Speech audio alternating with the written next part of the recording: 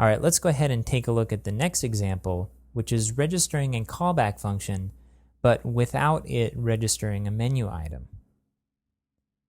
So go ahead and jump to your module directory and go to step 4, which is called callback, and open that up.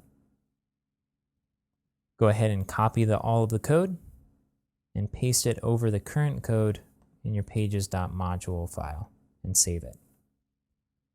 Go ahead and scroll up to your hook menu function. And down here at the bottom, we have a new item. And this is all of the code that's been added to this file is right here. We're giving it an item of pages/callback. We're giving it a title. And the page callback is pages render array, which is the function that we've been using for the previous examples too. We're giving it an access callback of true. And the only difference between this item and the previous items is its type, which is menu_callback.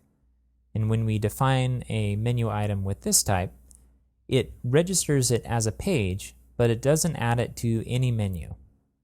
So let's go ahead and make sure that the module is saved. I'm going to copy this path and jump to the browser. Let's clear our cache to make sure that our new menu item is registered.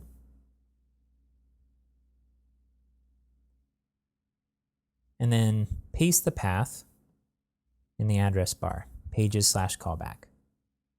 Okay, so we see our content being rendered, but this page doesn't appear in any menu, and there's no tabs here or anything.